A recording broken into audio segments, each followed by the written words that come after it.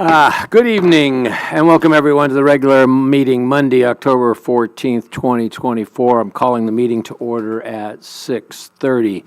Roll call, please. Councilmember Clark. Here. Councilmember Claudia Rona. Here. Councilmember Elizabeth Arona. Here. Mayor Pro Tem Brown. Here. Mayor Infante. Here. Thank you. Mr. Beebe, if you would lead us, please, in the Pledge of Allegiance. Everyone, please stand, face the flag, put your hand over your heart, and recite with me. I pledge allegiance to the flag of the United States of America and to the republic for which it stands, one nation, under God, indivisible, with liberty and justice for all. Thank you, Dennis. Okay. So we don't have any ceremonial items. We're going to start the evening with presentations. And are you going to introduce those for us, Mr. Murphy? Maybe. Mr. Murphy's my father. Yeah, we've got a few presentations tonight. The first one is the annual report from Visit San Ynez Valley. Group Shelby Sim is here to present, and I will press the go button. So Shelby, you want to come on and talk about what's been going on with your group? Absolutely. Mr. Mayor, City Council, always a pleasure to see you and be in front of you. I see you around socially nowadays more than here, which may be a good thing. But I'm excited to give our report as soon as we see it. Just a reminder, this is for 2023, and so it seems like it's forever ago, but. A little technical difficulty, I just double check. There we go. All right. All right, good job, Randy. There we go. There is the staff. I am President CEO, Danielle Loudon-Ruse, Vice President. We recently hired a Director of Sales, Cynthia Gonzalez, to go after group business, and then Brenda Ball, a longtime Solvang personality and worker here. Here's our board. We have Linda Johansson, who represents King Frederick here on the board. She's a longtime chairman. We have Jonathan Rosenson, who owns First and Oak and Maribel Inn here in Solvang. Jim Flagg, the Hampton Inn out of Buellton. Stormy Strickland, Director of Marketing for Hotel Cork as well as Hadston. Then Kathleen Cochran with Alisal Ranch. Greer Scholl with Fest Parker. Christopher McLaughlin, he is with the Genevieve in San Ynez. We have Jeff Hartman, Highline Adventures, the new zip line in Buellton. And then Will Henry with Lumen Wine as well as Pico Restaurant in Los Alamos. Thank you, Randy. Brief history. We are a destination marketing organization, DMO for short. We were formed in 2010 by the hoteliers. We are funded solely by the visitor. We do not receive any government funding whatsoever. We get $3 a night from any overnight stays in any of the 1,724, I think, 1,724 rooms in the San Ynez Valley now. And then the Hotel and Visitors Association merged in 2013 to become Visit the San Ynez Valley. So at that time, we took on membership besides having hoteliers. DMO, think of it, main job is to promote a specific place, like a city, or like us, a region, a country, to tourists and visitors. Our goal is to attract people to visit that place by showcasing its attractions, activities, events, and unique features. We often work with local businesses, government agencies, and other organizations to boost tourism and make the place more appealing to visitors. This is so easy to read here, just looking up at it here. Our mission statement, Visit the San Ynez Valley, promotes the San Ynez Valley region as a diverse destination for everyone to experience, which creates prosperous and sustainable outcomes and overnight stays for businesses in Buellton, Ballard, Los Alamos, Los Olivos, San Ynez, and the powerhouse Solvang. How do we achieve our mission? Partnerships, a robust marketing campaign, grant program and sponsorships, travel trade, PR and media relations, and event programming. Here's our primary partners, I'd say. Very proud of our partnerships here in the county, as well as statewide.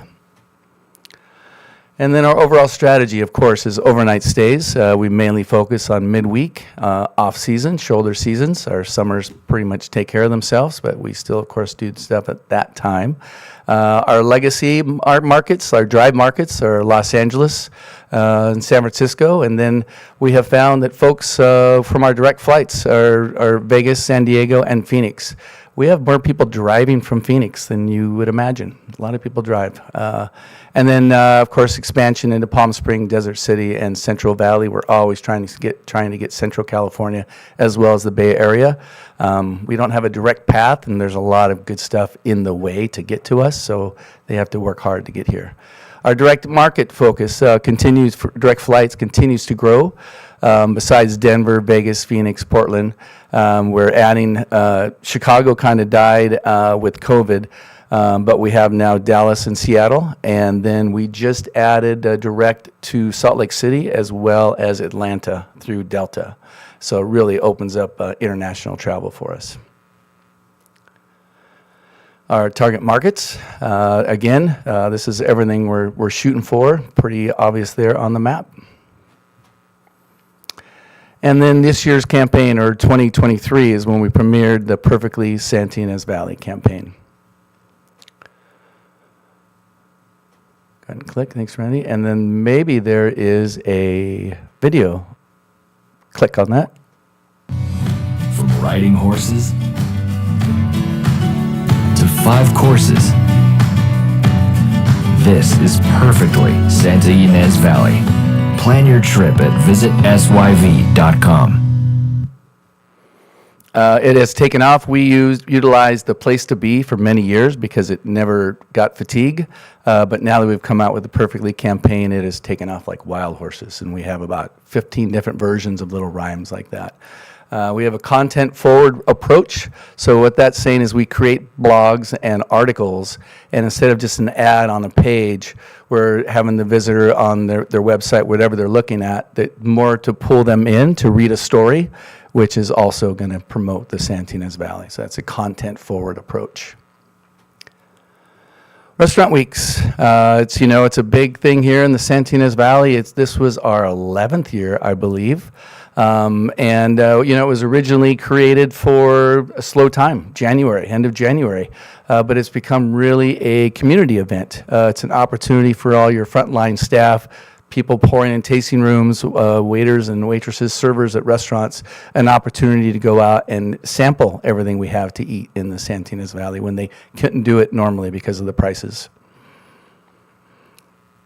The Place to Be midweek. This was last year's. I think we'll show the results from this year's as well. Big difference. But this is something we created out of COVID, coming out of COVID, and we tried to do technology and have it work through a phone, and nobody could figure it out, and it really didn't work. So now we go, and if you check into the room between Sunday and Thursday, and you stay 2 nights between January and April, we come and hand you a $100 bill. It's that simple, and it's incredibly successful. Place to Be midweek campaign, and this is this year's results. So a huge difference from 54 rooms to 150 rooms, over $60,000 to the hoteliers. And we're looking forward to, again, doing it this year, and nothing works better than a crisp $100 bill to spend as you like. There's an app for that. So we have Discover the Santa Ynez Valley.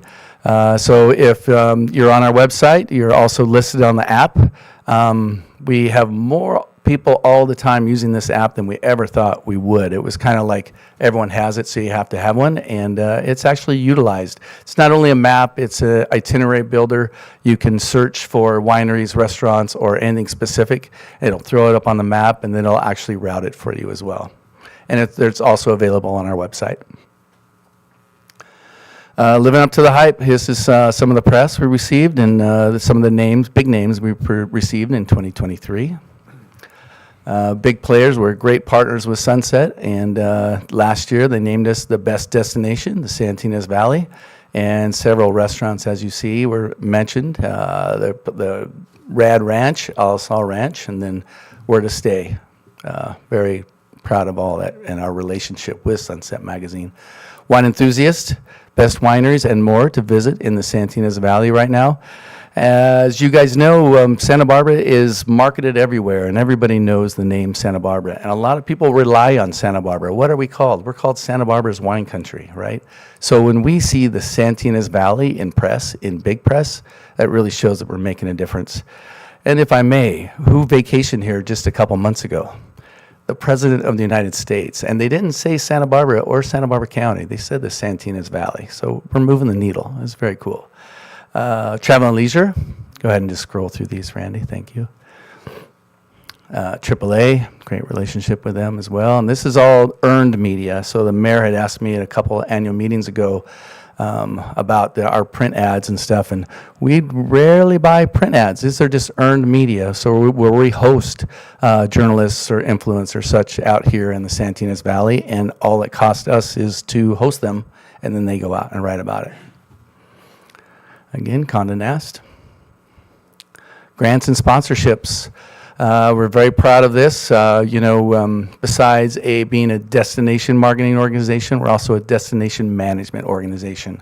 So we want the residents to also feel the benefits from what the tourists get to enjoy. So we have a very robust grant program for nonprofits, as well as sponsorships, and community things. And in '23, we gave over $100,000 towards that. Travel trade. So the United States' largest travel trade show, IPW, and we go there every year. And this is just a sample of our booth as well as our partnerships. This particular year, it looks like we've got Buellton and Solvang and Alisal Ranch and Hotel Cork here with us. So often we'll take hoteliers and or other destinations with us to, again, because it's about the Santa Ynez Valley. In the last couple of years, we have gone into international. We know that a lot more folks are coming from international. The former Solvang CVB used to have a great relationship with Denmark and would go back to their travel shows, and so we've picked up that slack, and so now we are going to all those shows, and we continue to go to new shows to figure out what's best for our market and what kind of people really want to come out here. I'll talk more about that in a minute. Here I am in Canada. I was invited a couple of years ago to take part in the California Cup. It is a 3-day immersive golf tournament with 30 different tour operators, international tour operators that come out. So you have 30 destinations and 30 different tour operators from around the world that come, and you hang out for 3 days and really get to know each other and what you have to offer. This is part of our international push, and then I'm very proud to say that we are hosting this in '25. We are going to have them all here in June. We're going to stay at Hotel Cork, and we're going to play both courses at the Alisal as well as La Prisma. So 30 international tour operators will be here in June. Very exciting. Taste of the Santa Ynez Valley. So it happened. It was just a couple of weeks ago. It was our 4th, and quite amazing. The goal, of course, is to get a taste of all that the Santa Ynez Valley has to offer, so that you'll come back and spend a longer time. Taste is not a moneymaker by any means. We're a marketing organization, so we go in the hole, or we invest and spend between $50,000 and $30,000 after we covered most of our cost, and then we also give a large percentage, or 5% of all ticket sales go to a local nonprofit, and this year it was People Helping People. Oh, here's a video.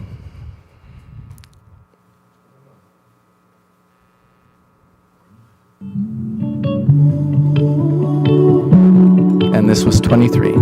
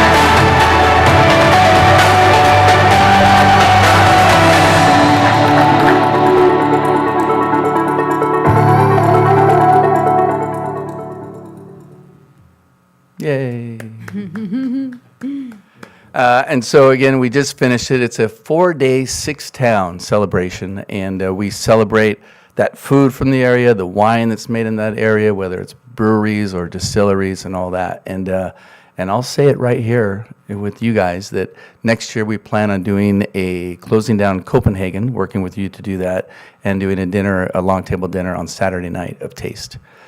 The dates will be October 2nd, 3rd, 4th, and 5th. And Solvang dinner night will be October 4th. We're going to close Copenhagen and have all the chefs come out and do a course. Very excited about that. It'll be our first time here doing it in Solvang. All right, so now let's look at 24. This is a new, let's go ahead and go, Randy, on to the next. All right, this was this year's Restaurant Weeks. Go ahead, Randy, thank you.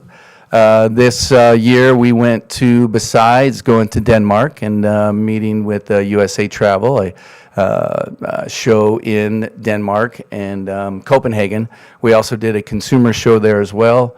And then we went to Berlin and did one of the, just like IPW in the United States is the United States' biggest show, ITB in Berlin is the European biggest show. We found out that wasn't a fit for us. It was too big. America does not have a big footprint there anymore. It's really the Middle Eastern countries. And so we're off to London this week to go to Brand USA's Travel Week. This is the consumer show here in Copenhagen. I was asked to speak. The picture was the best one, but it was primarily a relationship then with Solvang. We had great pictures of Solvang up there, and it was standing room only. It was very exciting.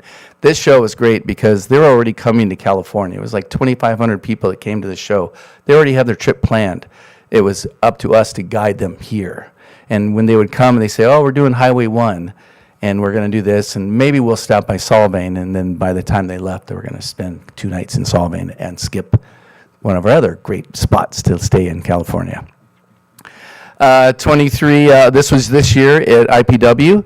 It was in Los Angeles, and so Visit California had an activation. So outside of the showroom, we partnered with the Santa Barbara Vintners, Visit Santa Barbara, as well as the Chumash, and we poured wine and served food for the whole event, besides taking many appointments. I took 45 appointments, I think, in one day, and then the gals on the booth there, that's Kathy Vreeland of Buellton, and then Stormy, of course, of Cork and Hadston, and our new director of sales, Cynthia and Danielle. They took a good 60, 70 appointments, I think, over the 3 days. It's crazy. Then we expanded into New York media, and so we were there earlier this year. We hosted a happy hour. It's me toasting the crowd and welcoming them all to the Santa Ynez Valley. What's next? Growing the organization. As I said, we just brought on our first director of sales. We just signed a contract for a new website.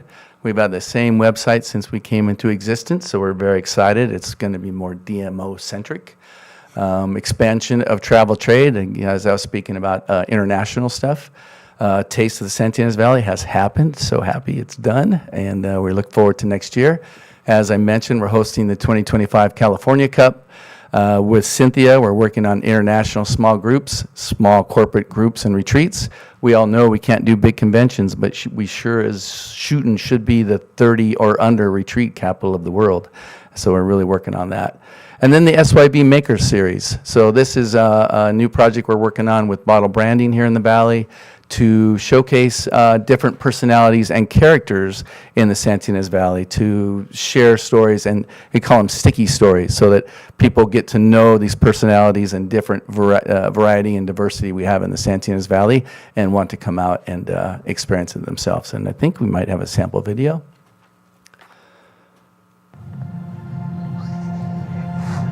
So our philosophy is working with vineyards on the long term, so that we can build a track record and that the winemaking becomes more intuitive.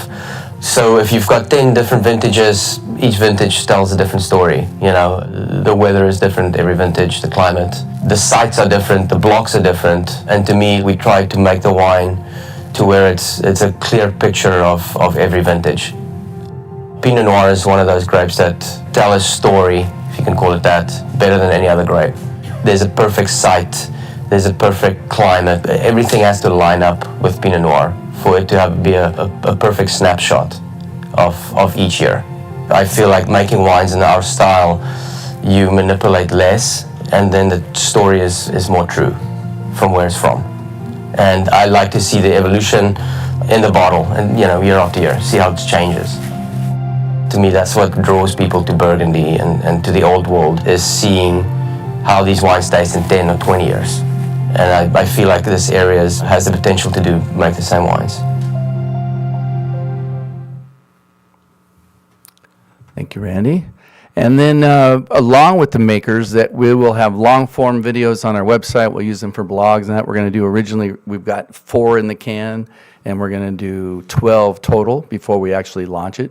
And then depending upon how it is, we'll keep growing it. And then we also recently did a short-form video shoot around the valley for TikTok and for Reels and different things that we can cut and put together and stuff. And I think this is a teaser reel, Randy. Thank you.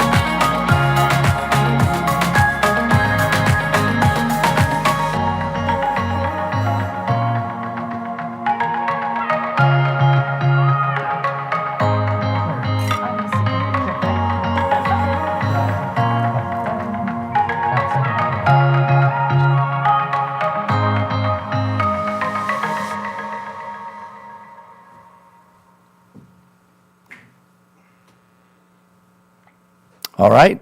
That is my recap of 23. This is all a bunch of data that we wanted to share with you. I'm not going to go over it because it's so detailed. But if you have specific questions and/or if I don't know an answer, I'll get back to you on it. But a lot of good stuff in there. Thank you very much. Here I am if you have questions or anything I can do for you. Thank you, Shelby. Oh, my pleasure. Anybody on the council have a question? I just thought it was really great data, Shelby. Some great content, great campaigns, good summary for us. Thank you so much. Thank you. Thanks for making sure Solvang looks so great. Right on. Just 2 questions on the widget, the app widget. Yes. Curious if we get, it looks like a pretty sophisticated app, but wonder if we actually capture routing data where the app users are, the pathways that they're taking through the valley, so we know where they're stopping and how much time they're spending? So the app only tracks the itineraries they build. Okay, that's good, but that's good. We get that data? Yes, we do. Okay. Yes. Question on the intent to build our corporate visitors? Yes. What's the plan behind that, Shelby? How are we, I know we've made several attempts to do this in the past, so what's the new effort and how will we find some success bringing corporate visitors into the valley? Great question. We have to start from the bottom. We have to, I'm trying to find the right words here. We have to have the hoteliers feel confident in having groups come. For the longest time, we've been leisure, and we have not been groups. And so there's been a concern that, well, groups want discounts. And discounts are okay as long as you're filling the hotel and on a time when the hotel wouldn't be full anyway. So that's where we're starting with Cynthia is really on a mission to go and educate the hoteliers on the importance of and the benefits of having groups. We already have people beating at our door, but we don't really play nice or reply back that we're willing to take them at the price that they need. So again, it's prepping the hotels, yours ready to welcome them. As soon as we are ready to welcome them, the groups will come. And no hurry, the hoteliers are awesome. We love them to pieces. It's just a process. It's something new for us to take on. Yes, sir. Just a follow-up. Yeah. What would your expectations of that timing, what would that look like? 2 to 3 years, for sure. So like, we all used to go to trade shows probably in other lifetimes, you have to go there 3 times before people start paying attention to you, to see that you're serious about your investment and what you're doing, and okay, they're here this year, okay, they really mean what they're doing. And so it's going to take some time. It'll take some time, some trust, some successes. And then when the other hoteliers see that this hotel is doing well, then others will jump in. But it's certainly not an overnight. It's a long-term goal. Do you think we need to build itineraries for those corporate visitors so they have a Oh, for sure. 3-day? Yeah, for sure. Yeah, we do that. Yeah. Yeah. That would help And with- AI has been amazing at that as well. Yeah. One couple of quick questions. 2025, October 4th, you said is a long table dinner here on Copenhagen. Yes, You're also going to have the California Cup. When is that going to be? that is June. June. I even know the dates. That's insane. June 10, 11, 12. Strictly for you guys. Not going to let anybody else play golf. You can come and play golf, Mr. Mayor. Absolutely. Yes, you are welcome. No, we want everybody to be involved and everybody to feel the welcome and to the area. So absolutely. Very cool. Thank you very much. Yeah. Last questions or comments? In that case, thank you very much, Shelby. A pleasure. Thank you all.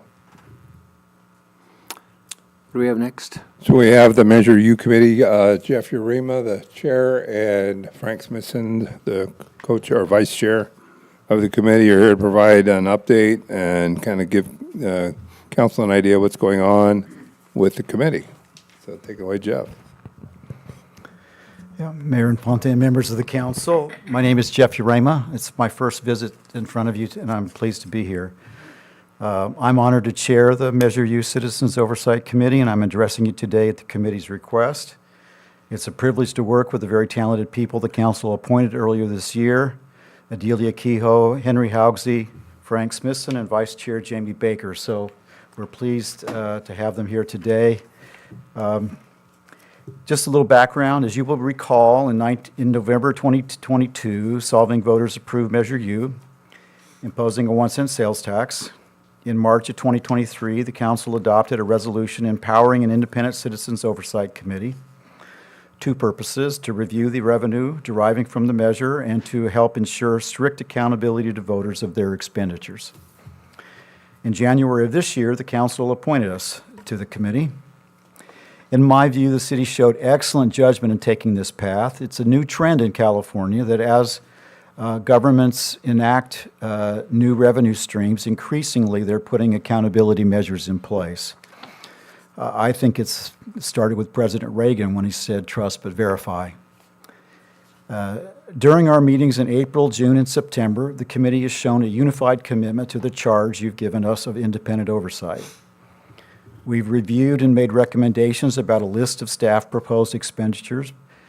Maybe even more importantly, we've begun to sort out exactly how to ensure our responsibilities are carried forward with increasing efficiency and effectiveness. For their assistance, I wish to thank Randy Murphy, Wendy Berry, and Anna Marie Porter for their assistance. And of course, Councilmember Liz Arona, who has attended our meetings as a member of the public. As we've dug into our work, several things have quickly become clear. Yes, the council has the legal authority to spend Measure U monies essentially on any expense that they could spend general fund monies on. But nevertheless, the ballot measure itself and other voter materials that were circulated with the ballot spoke to a number of specific types of expenditures that Measure U would be used for.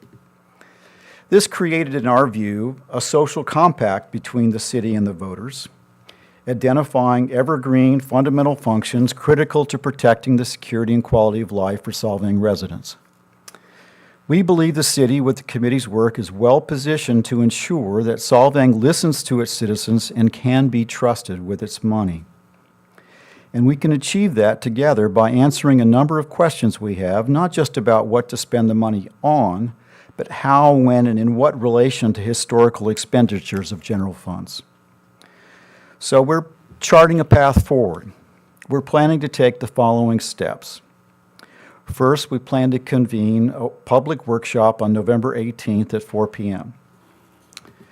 We've invited the staff to offer its view of the city priority needs over the next 1 to 3 years in the areas that the voting materials highlighted. And I've summarized those to say streets, parks, and public works, flammable brush and fuel removal, public safety, 911 emergency response and neighborhood police patrol, senior, adult, and youth recreation programs, quality of life, and small town character. Then we want to invite the general public to offer their comments about what they think the city should be spending their money on in these areas. But we wanted to get as much feedback as we could, so we asked Frank to identify stakeholders with specific knowledge in these areas, something that we can then ensure some active participation. We don't want to just be our own public members. Then in the meantime, between now and then, Vice Chair Jamie and I will put together a draft policy statement that will do two things: pose some of the key policy questions that the staff and the committee members have raised over the last 6 months, and then recommend strategic policies and procedures for council consideration and further direction to the committee. That way we have an interchange about what does accountability really mean? How do we hold ourselves accountable? We have some ideas about that, but ultimately it needs to be a dialogue. The outcome, we hope, will offer staff, the committee, and the council an optimal way to achieve clear accountability goals consistent with the original spirit and intent set forth in the original election materials. And then on a separate but related topic, at our last meeting, staff requested the committee have input on it assuming the independent oversight and voter accountability of Measure E funds if passed by the voters in this November. In response, the committee unanimously recommended that in the event Measure E is adopted, that the committee would be willing to take responsibility for strict accountability of those revenues as well. And if our workshop is timed so that if it does pass, that on the November 18th workshop, we could incorporate Measure E into the policies and procedures that we will be developing. Those procedures and policies would be recommendations to you. They're not mandates that we can make. We wouldn't do that anyway.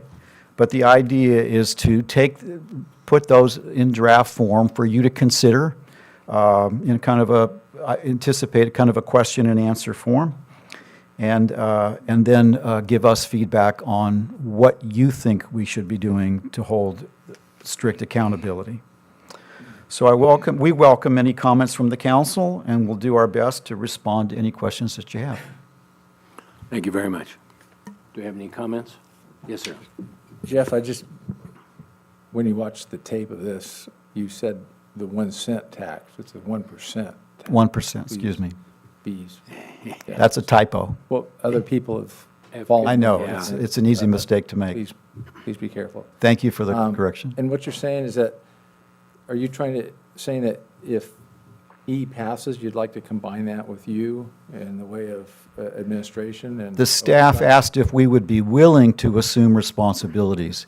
The voter materials for Measure E are somewhat different than they were for Measure U, but there is references in the rebuttal, the arguments for and the rebuttal for the argument against, that just talk about a committee as well, an accountability committee as well. So staff suggested that combining those two into the single committee would be an efficient way of doing it. And we agreed, and we're willing to assume that should you, in your wisdom, decide it's something you want us to do. We'll let the voters decide on E, and then we'll go from there. Correct. Thank you. Anyone else? One question. You've got a November 18th public workshop. Is that established or a wish? We have the authority to call public hearings on our own. Okay. So but we did consult with staff and made them aware that we would like to do it, and they helped us find a date that was appropriate on the I calendar. hadn't heard of that, and that's relatively quick. So I was just curious. Mr. Murphy, you want to talk about that? Yeah, so confirmed that the council chambers are not being used that night for council meetings anyway. And staff is available to help make that happen. Okay. I have a quick comment. I'd like to just thank the committee members for volunteering your time and the meetings that I have attended. I mean, what I've seen between the staff and the committee members, real serious commitment to meet your obligations and the obligations that we set out to the voters who, supported the tax increase. So I think this is a great exchange, and you're trying to put some structure, more formality, and process to how the committee functions, but not just functions autonomously with the staff, but to the public and then back to the council. So appreciate the work that you all are driving to establish this work. And from my perspective, there's always sensitivity to tax increases. So the voters will vote, but it does make sense, it would seem, not to create another committee, but to leverage existing volunteers that are members of the public and doing the oversight and the governance. So appreciate that makes sense should E 2024 pass. Anyone else? Thank you very much. Yes, sir. You want I wanted to share my thinking on that. Obviously, the language in the measure does not require us to have a committee like the Measure U committee, or the Measure U ballot language did. The language used in the polling that it is in the measure on the ballot is very much similar to what Measure E is very similar to what Measure U was. So in my mind, it made a tremendous amount of sense, as was pointed out, not to have a separate committee, but to provide, have the Measure U committee provide the guidance of, kind of the will of the people, if you will, the voice of the people, on the spending priorities coming out of assuming Measure E does pass, and what funds we do get out of that. So Randy, just to give you another point, I read my ballot this weekend. I spent some time because I could find all the material kind of showed up, including one of the mailers from the city, which looked really good. There was some language. I think what it says is there's assurance, or it might even use the word guarantee, can't remember exactly the word, assurance of audit and oversight, right, to the tax expenditures, right, should it pass. I think that's what everyone's reacting to. Okay. Thank you very much, gentlemen. Appreciate it. You're welcome. And our last presentation, please. Last presentation, Roger Olds can introduce it. We've got our pavement management report and condition index, PCI, and we have a guest here to help explain it. Is it that difficult? We needed somebody to help Roger? Roger knows it. Yeah. I'm sure he does. Okay, thank you, Randy. Let me start this slide presentation and then we'll get going. Okay. Good to go? There you go. Okay, thank you. Mr. Mayor, members of the City Council, so this presentation is for the payment management system update that we've been working on for the past 6 to 9 months. And we have Joe Rivery, Senior Principal Engineer with Pavement Engineering, PEI, who have been working with us. They did our last, they set up our previous pavement assessment. And so we brought them in to do not only a boots-on-the-ground assessment of every paved street, every roadway section, but also do some deflection testing of some of our worst roads to see exactly what's going on and try to figure out what a path forward. So, this is, we're presenting that, and going to start off with a little bit of education on how we want to go about pavement management, best management practice and that sort of thing, and then we'll move on from there and give you assessment on where we're at and then where we're looking to go. So with that, I'll hand off to Mr. Rivery. Thank you, Roger. Mr. Mayor, members of the council, it's wonderful to be with you. You know, I was thinking after watching Shelby's presentation, we should probably like put videos in here of driving down a brand new street and we'd all be going, ooh, ah, you know, but we've all experienced that before. The stuff that we're going to go over in terms of goals tonight are going to be some background on pavement. We call it Pavement 101. We're going to go over how the findings, what we found in our assessment, and then review with you the multi-year plan that we've been working together with staff to come up with. So let's start off with Pavement 101, and we'll buckle up and we'll have some fun here. So starting off, pavement structure is really dependent on two different forces. There's what it's being built on, and then what kind of loads or the vehicles are going to be using it. And the heavier the vehicles and the worse the subgrade, the thicker the section needs to be, the pavement section needs to be, in order to be able to bridge that pave or the underlying soil. Moving on, when we talk about asphalt pavement, it deteriorates not linearly. It follows this kind of S-shaped pattern that we have there. And we're showing 3 different curves because depending on the climate, how the road was constructed, and what kind of vehicles is it carrying, it can change the nature of the curve, but the overall pattern of the curve stays the same. It looks good for a while, and then it falls off quickly, and then when it's bad, it just stays bad. And we've experienced that before, where we'll drive down the road, and then all of a sudden we'll be like, I don't remember this road getting so bad. When did it get bad? And that's because it's turned the corner and started to go down the steeper part of the curve. And we call that curve the at-risk part of the curve. So the pavements are falling fast and deteriorating quickly. So moving on, with asphalt pavement, it deteriorates 2 different ways. The first way is environmentally, and the second way is by the effects of heavy vehicles driving on it. Let's look at each one of these individual. When we look at the environmental effects of pavement, we have to step back and realize that the pavement itself is aggregates that are all being held together by some kind of a binder. When it was first created, it was asphalt that held it together. Nowadays, we use an actually engineered oil that helps hold the pavement together, or the asphalt, the aggregate together. And as that pavement is exposed to the sun and oxidizing effects of the water, the volatiles begin to burn out. And as it burns out, it actually loses mass, and so it begins to shrink. And as it shrinks, we start seeing cracks begin to form. And those cracks then, as they open up, allow water to be able to work its way through that structure and down below it into the base and into the subgrade, causing it to be weaker and start to fail, and it accelerates the deterioration effects. The other way that pavements deteriorate is by the impact of heavy loads. And to illustrate that, we put together this little slide so that we could kind of equate what does that mean. For us, it's not the busyness of the road, it's really how much weight is it carrying. So this tells you how long ago we put it together. So it's a Chevy S10 Blazer. So if you can kind of think back to when we saw that, it was a small SUV.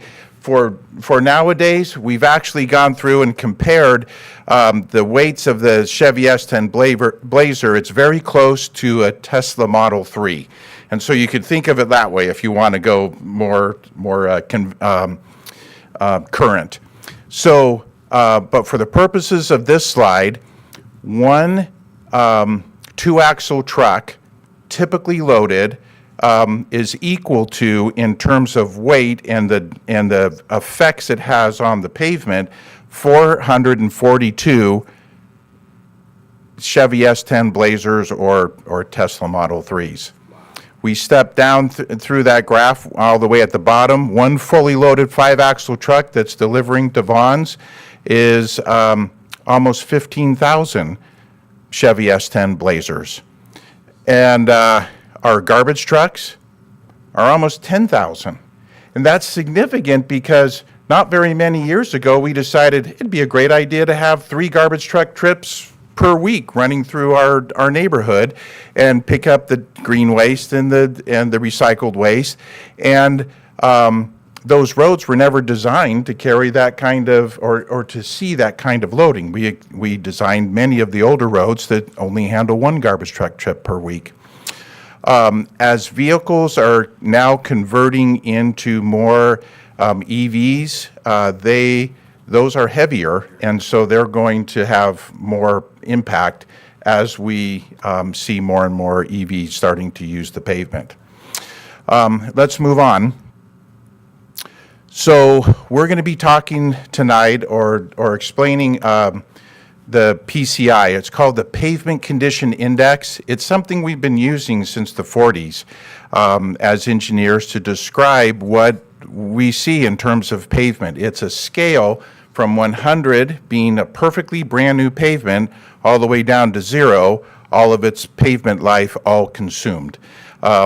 Excellent condition, failed condition is what it is, and you can see the gradation that's there. And so let's move on and talk more about what it consists of. The PCI, or the Pavement Condition Index, is a culmination of all of the different types of distresses that you can see in a pavement. There's alligator cracking, and then there's weathering and raveling, and all of these get quantified on each individual street throughout town and come up with an overall pavement condition index. This is a picture of common types of distresses that you would see if you were driving around around town. On the left is a distress that we call weathering or raveling. It's the loss of fines across the top of the pavement. The structure is still holding together. It hasn't started to crack apart yet, but the top part is starting to wear off because water is running on it, or just traffic is starting to wear it down. The next is transverse or longitudinal cracking. When you pave, you can't just lay down all the pavement all at once, and so they make passes with their paving machines, and those passes have joints that are weak points in the paving structure, and those are as the pavement starts to shrink, that's one of the first places that starts to crack apart, and so we see longitudinal cracking start to form first, right along the paving joints, and then as the pavement continues to shrink, we start seeing transverse cracking begin to happen. And then eventually it goes into more of a block cracking type of a pattern where you actually see it breaking apart in about 20 by 20 squares, and then that breaks down to 10 by 10 squares, and it keeps breaking up more and more. Those first 3 distresses, or pictures of distresses, are all environmental, which means if you build a pavement and it never sees a car, it's still going to exhibit those kinds of distresses because of the sun and the oxidizing effects of the water. The fourth is a very common distress. We call it alligator cracking. We were so clever when we came up with that because it just looked like alligator skin, so it just came up with, I don't know who did it, who came up with it, but we keep it going. That alligator cracking is a fatigue-related distress. When we talk about environmental types of deterioration versus the loading, the alligator cracking is an indication that the pavement has been overloaded. And so when you see alligator cracking, you know that it's seen more heavy vehicles on that area of the pavement than what was originally designed. Okay, with that background, let's talk about what does industry use to be able to help preserve pavements, keep your pavements in good condition, and what to do and how to approach pavement maintenance and rehabilitation. This statement was developed by the Federal Highway Administration, and they just simply say, and boiled it down to, you apply the right treatment to the right pavement at the right time. We added using the right materials, because we found using the right materials helps make a difference in terms of prolonged life. We're going to go back to our deterioration curve, and part of good pavement management, and this is a graphical illustration of doing the right treatment at the right time, is you can see the deterioration curve, and then you can also see different treatments at different points along the curve. The crack seal treatment is just simply those cracks that are beginning to open up. You put in a crack sealer in there to seal it up from the pavement or from the water getting in there, and then you can work your way all the way down to where you see more of a reconstruct. And that reconstruct area is you're actually removing all the pavement and replacing it. And to illustrate how important doing the right treatment at the right time to the right pavement is, if you think about a pavement that only is exhibiting a few cracks and only needs to be crack sealed, you're not going to do any reconstruction on that pavement. You wouldn't try and do that treatment at that time. Conversely, a pavement that's in failed condition, you don't treat it with crack sealing because, again, you're wasting your time and money. That's not why it's failing. So you try and manage it. And how do you go about managing it? Well, you use your pavement management system to do that. As long as I've been doing this, I've only found 3 different ways to be able to manage your pavement when you have limited funding. If you had all the funding in the world, wouldn't matter. You just do whatever pavement needs to be done and you take care of it. But the city of Solvang, like every other city in California, doesn't have enough money. So how do we approach it? Well, the first way you can approach it is doing what is called a best first or a top-down type of an approach, which means that you're going to use your limited funding and you're going to go out and look for all of the best streets in town, and that's where you're going to apply that limited funding. The thought would be, well, that's only just a few pennies per square foot. I can cover a lot of ground with a slurry seal and just a simple seal coat over the top of the pavement, and so you would spend your money there. The next one is probably one of the more common ones that I see. It's more politically driven, but it's a worse first type of an approach to pavement selection and prioritization. It is focusing only on the worst pavements. And so you run around town, what's my worst pavement in town? Well, that's the one I'm going to do. And then the next year, you do the next one, and the next year you do the next one. The problem with that is those first 2 are not sustainable over time. If you're only working on your best pavements in town, then eventually you're going to end up with a group of good pavements and a group of bad pavements with nothing in the middle. If you're always doing the worst pavements in town, then you're committing to spending all of your money at the maximum level that you can spend it, because up at the upper end of the curve, you're spending pennies per square foot. Down at the bottom of the curve, you're spending many, many dollars per square foot.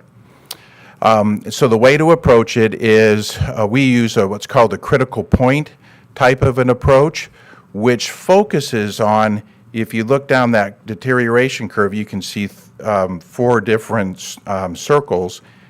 Oh, hang on a second, Roger. 4 different circles, red circles.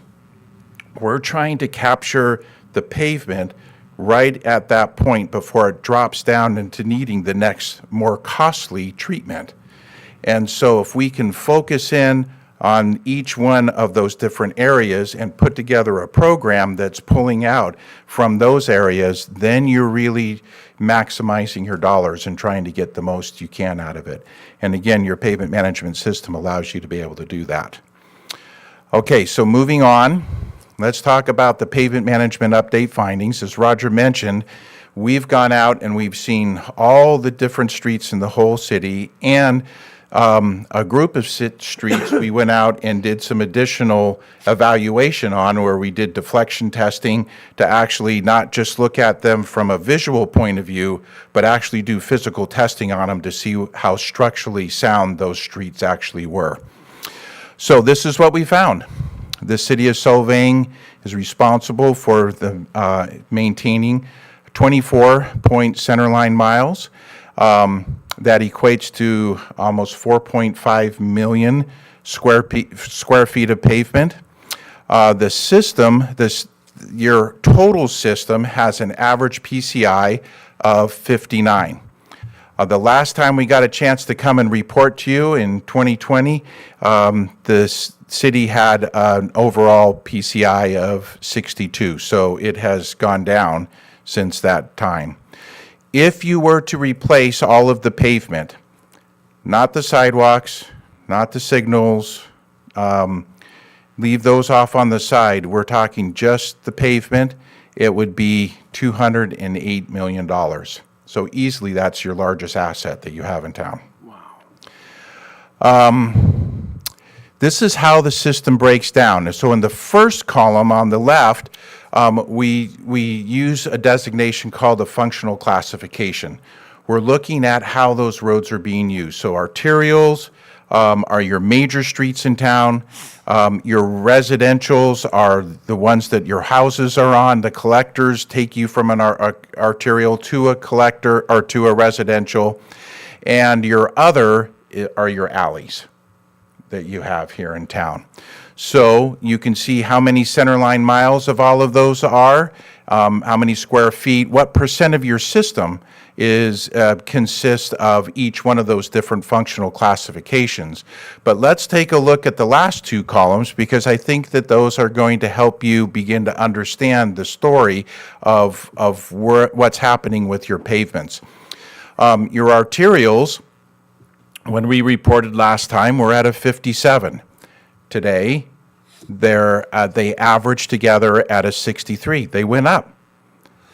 But you remember, you had that great big project along Alisol down toward the south end. That's considered an arterial, and because that's been improved now, the PCI went up, and so the overall average of your arterials have gone up. Each one of the other ones, though, have been dropping. Your collectors dropped, over 10 points. Your others, your alleys have dropped 8 points. I think it's interesting that your residentials only dropped by 2 points, and that's because in between 2020 and now, you've done a couple of maintenance projects where you've done some neighborhood slurry projects that have happened. And that's important to understand, because the plan that we've been working together with Roger on involves that kind of an approach of being able to help hold these streets together. So knowing about that, let's go to the next slide. Joe, can I interrupt really quickly? Oh, yes. Is 246 excluded from this because we're not responsible for? Correct. Just make Yeah. sure. Thank you. Yeah, that's Caltrans' responsibility. If you think it's bad, you get to complain to them and they get to fix it for you. If I can pause for just a second on that, I want to just say there was a big push by Caltrans not too many years ago to relinquish streets that ran through cities that they just wanted to say, you guys can just take care of it. We'll do a little bit of work on it, fix it up, and then it's yours. I would suggest you don't ever do that. You got your hands full already. You don't want to take on something like your 246 out there. That would really get Unless you. we get their part of the budget. And I They'll- don't think I heard you say that. Just Get that in writing, Mr. Yeah. Mayor, because I don't see that happen. Caltrans is getting ready to spend $35 million on a bridge on 246, so. Yeah. That's what I said. Give us the budget. Wouldn't that be nice? Well, they're the first ones to get any budget, and then the rest goes out to the local agencies, as you know. So let's talk about the financial impact of where the system is at and what's happening. So we started with a 59 on the left-hand side, and then we ran various scenarios just for us to be able to see what was going to happen. So we're going to focus on the purple line, which is going straight across. And so if the city wanted to maintain the existing condition of their pavements, the projected cost would be $3.1 million per year is what you need to spend.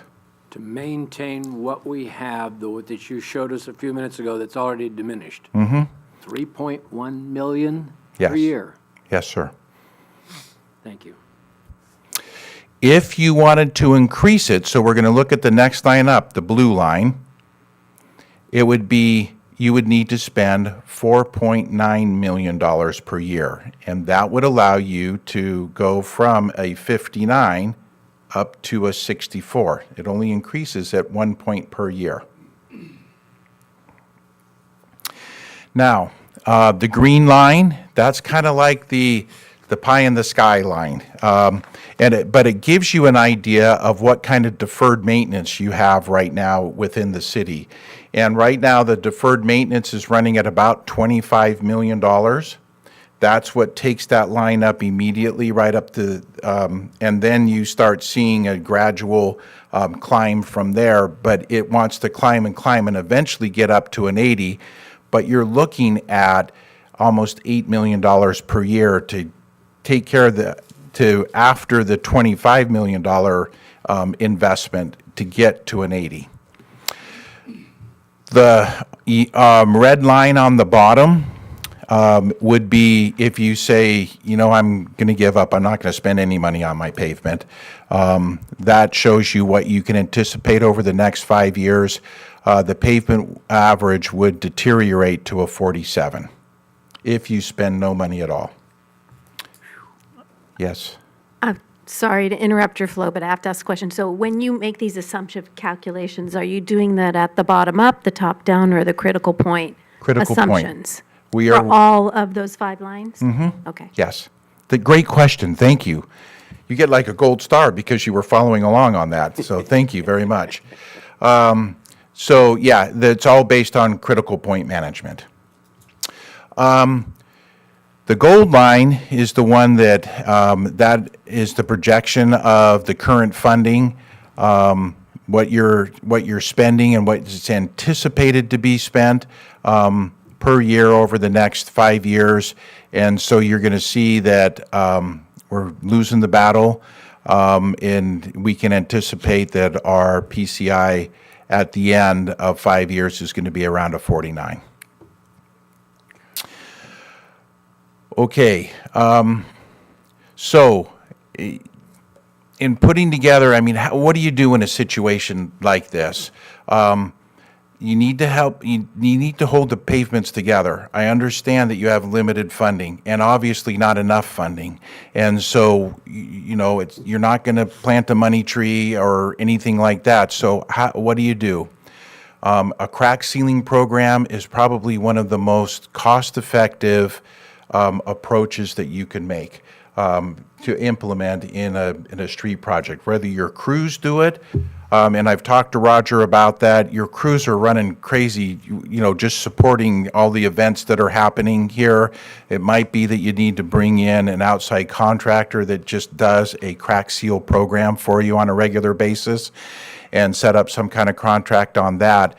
But it's a very cost-effective approach. However, you're going to get calls because people are going to say, you know, yesterday my street looked just fine. Now I see all these black lines on it. What the heck? You know, because they've just filled all the cracks.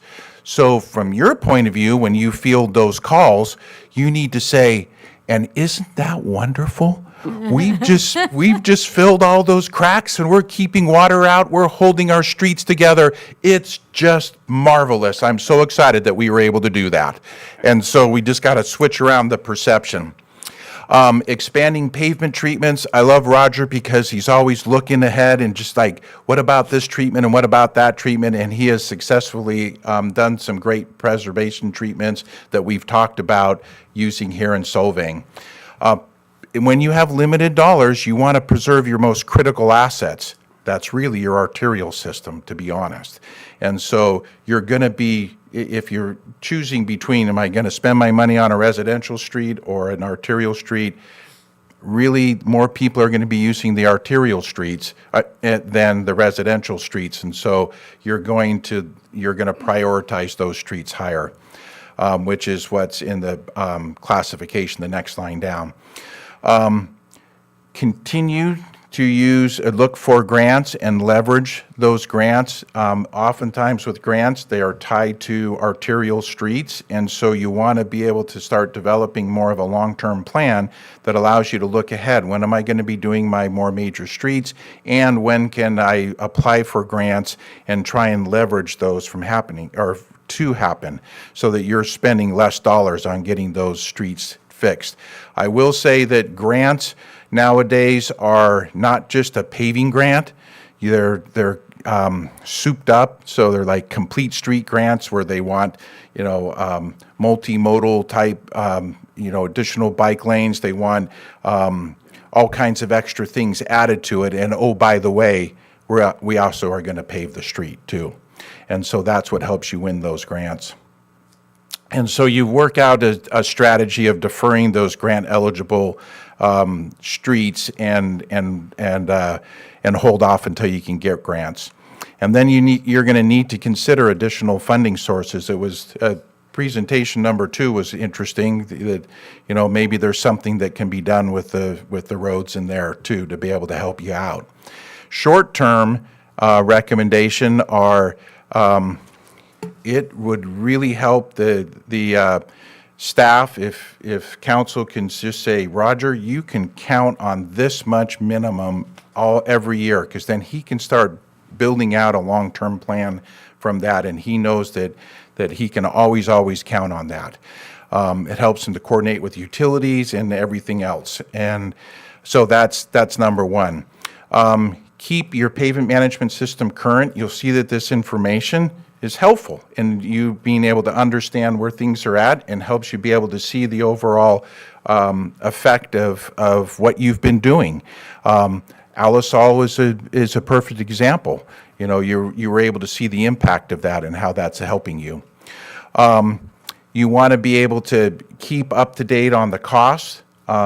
If you were to compare the cost of this presentation to the cost of what was presented in 2020, you will see a significant increase in the cost. That's because there's been a very steep uptick in the construction cost over the last 4 years. And so you want to be able to, when you're doing these projections, to be able to do that. And then develop at least a detailed 2-year plan, if not longer. And then our next slide is going to be the multi-year plan, and this is where Roger is going to take over. Thank you, Joe. So, Been waiting for this. as Joe mentioned, we've worked really hard, given this data that we've had from the rating of the roadways and the deflection testing that we've done, is how are we going to, with the money that we have, how much money do we really need? We're not going to get 25, unless Randy hits the lottery and wants to donate $25 million to us, we're not going to have $25 million to repave every road in the city. Although it's up to like 300-something million right now, so I want to think about throwing that $2 down. What we've done is we've taken a look at, using this critical point type method, and kind of how we've developed our budget over the years for the next couple of years is. We do a heavy maintenance project, reconstruct or something like that, where a road needs help, and then the following year we do more of we do a slurry seal, which is more of a maintenance project, and a neighborhood project where we're doing some local, maybe some minor collector streets, and keeping those roads that are not in the worst shape, keeping those roads good. So again, we want to keep the good roads good, while at the same time, targeting some money to try to take care of these roads that are in rough shape, and get those in better shape as well. So the very first project that we're looking at is Alamo Pontano Road, Yeah. Viborg to north of the city limits. And the reason why we're stopping at Viborg is between Viborg and Old Mission, there's a couple residential projects that are likely going to happen in the next few years there. So we don't want to completely reconstruct that road and then have them dig a bunch of utility trenches. So we put that off till later years. We put that section off. But even then, Alamo Pontano was the one road that we did deflection testing on where it is structurally deficient. That's why it's falling apart, is the road structure only has about 4 inches of asphalt on it. Realistically, it is deficient by, what is it, 4.5, 5 inches or so? Close to 5 inches, yeah. Is what we found. So That's on top of what's already there. That's what the test methods are telling us. I'm curious, Roger, this is, if I'm reading that correctly, that says 2.7 million? Yep. I thought I had heard 4. That was 4 if we, so this 2.7 million is us getting creative and doing a less expensive project that we think is going to accomplish the same goal. So again, we're trying to do some value engineering.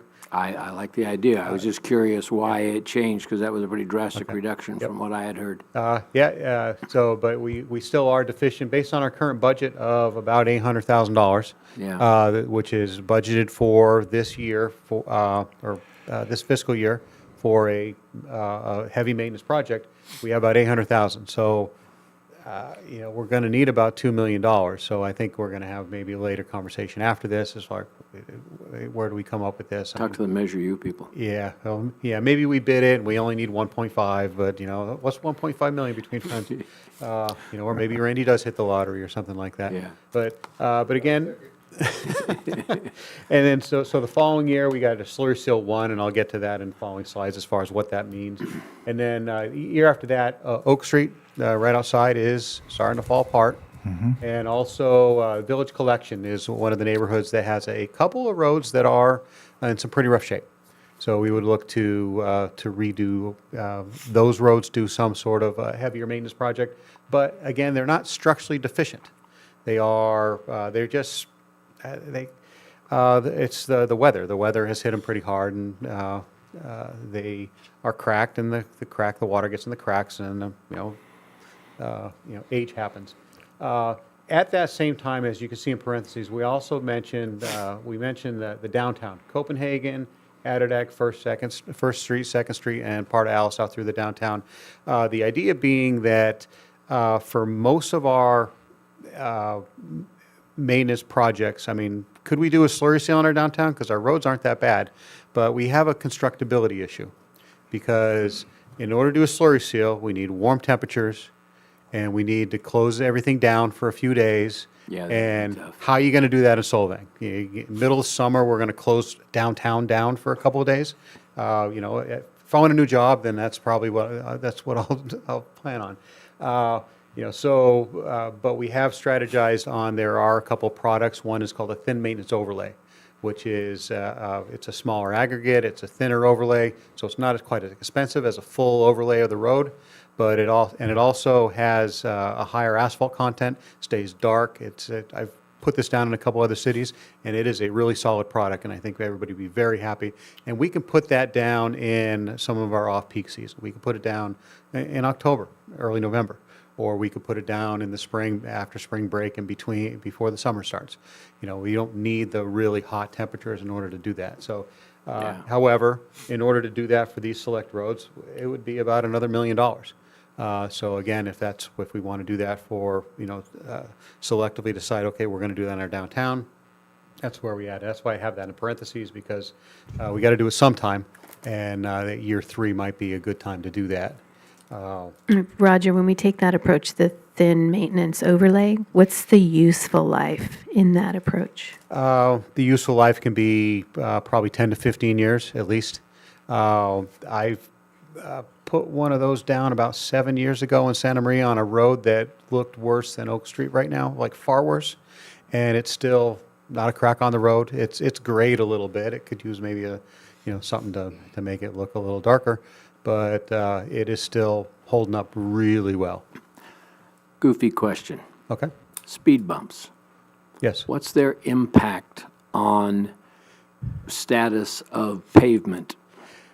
It depends on your truck traffic, but trucks going over that speed bump and having that wheel slam down on the asphalt, I've seen speed bumps where the asphalt near the speed bump is just thrashed. And that's the reason why. I don't recommend speed bumps as a traffic calming measure, not in the public right of way. They have other issues too. I mean, it hurts your response times for emergency vehicles It's and all that sort of kinds stuff. of things, yeah. People, people with a larger truck, they're just going to fly over it anyways, unless you make it really abrupt, and then you're having to pay for people's oil pans on cars that are riding over low because now you just damaged the car. So again, speed bumps, it's usually it's a responsive measure. We need a speed bump, and I know there are speed bumps around our schools. Some of them, the more recent ones that are put in, are really abrupt. I know. And, so not only do I get calls from folks in other parts of the neighborhood saying, I want more speed bumps. I got people have a speed bump, an older speed bump, say, I want it like that, so to really slow down the cars. But there are other methods of traffic calming that would be more effective. Okay, thank you. So, then we have a couple of neighborhoods, Elsinore Drive and Skagen Drive, Nystead Drive. Those, they're kind of up off of Chalk Hill that have some areas that we found in our pavement analysis that need some help. But it's not the entire neighborhood that needs to be reconstructed. It's just a few select roads. And then, of course, the slurry seal the following year after we repair parts of that road. Then we'd come back and slurry seal the whole thing and, give it a nice consistent finish. Then we have, again, assuming we're starting in 2025, which is next year, 2031, we'd be looking at Viborg Road, Chalk Hill, redoing those. Friensburg Canyon, we have as Joe said, that's, we would have hopefully get some grant funding for that multipurpose trail that we're designing that would cause for resurface the road on Friensburg Canyon, and we'll do some traffic calming there, do some traffic calming on Viborg as well. I thought we already had that in the plan to redo it with the curb and the bike path. We're in design on that, and Yeah. hopefully we get a grant to build it. And then when we build it with the bike path and everything else, then we resurface that road as well, because that's kind of the Viborg to Friensburg Canyon out to Chalk Hill. And What's the cost of that one? the cost of Redoing Friensburg. Friensburg Canyon, we're not quite at the design where I have cost estimates, but it's we're looking at the retaining walls alone are about $2 million. Yeah, I was afraid of that. You got to have the walls up there or that wash over. Particularly the first 200 to 300 feet is pretty. It's a pretty narrow roadway. Sorry, I keep distracting. Yeah, no worries. That's why we're here, to have a conversation. So when we talk about the slurry seal 1, 2, 3. So we've divided our city up into 15 separate sections because we don't want to just we don't want to slurry seal this road and then skip the road next to it. We want to do neighborhoods at a time. So we split the city up into neighborhoods, and the slurry seal 5 is the area that we slurry sealed about 2 years ago, which was Skip Mesa and the Creekside neighborhood. And so that was about a $500,000 project. So the rest of these groupings that you see here, we've grouped them in about the same amount of square footage. So that would be essentially around the same cost of a project. So we would be able to cover basically the whole city in 5 years, which is alternating years. So cover, including the alleys, basically every neighborhood street with our current funding that we have for our slurry seal project. 500, how much a year? About $800,000 a year is what we 800? have set aside. So it's mainly the reconstruction projects that are going to be in excess of that $800,000 that we need.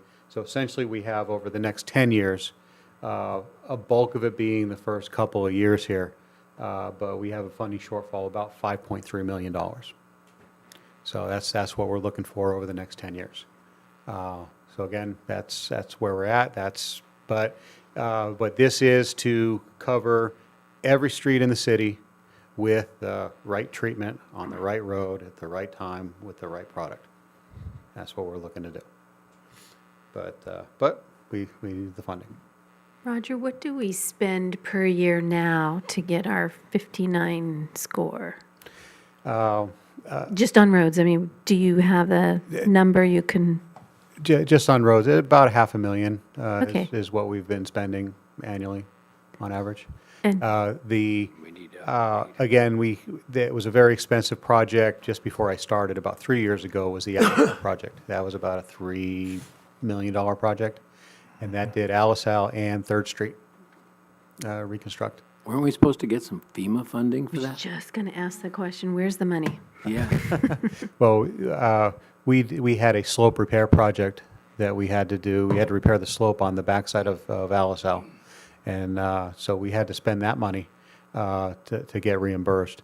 I did get an email from FEMA that looks like it's about $800,000 is what the total cost of that project was. And we're in the last phases of the FEMA process of that. It's getting ready to be handed over to Cal OES, which then we'll get the money. So hopefully by the end of the year is what we're.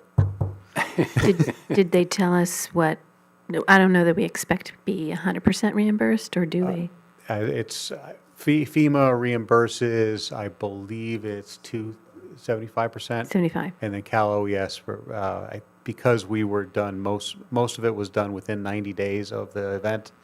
I think we're slated to get 100%, but I'm not certain of that. Otherwise, Between the two. Otherwise, we get 75% of the 25% remaining, so it comes out to about 93% of the total cost what we get back.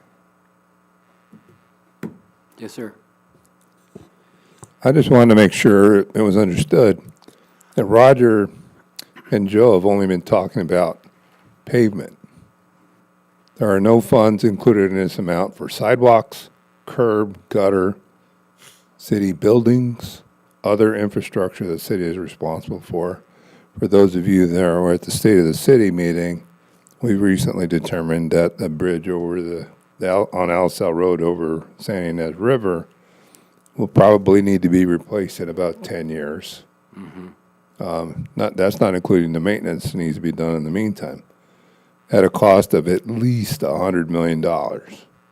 Now, we should be able to get federal and state money for a substantial portion of that, but if we got more than 90% of whatever the final cost of that project is, I'd be surprised.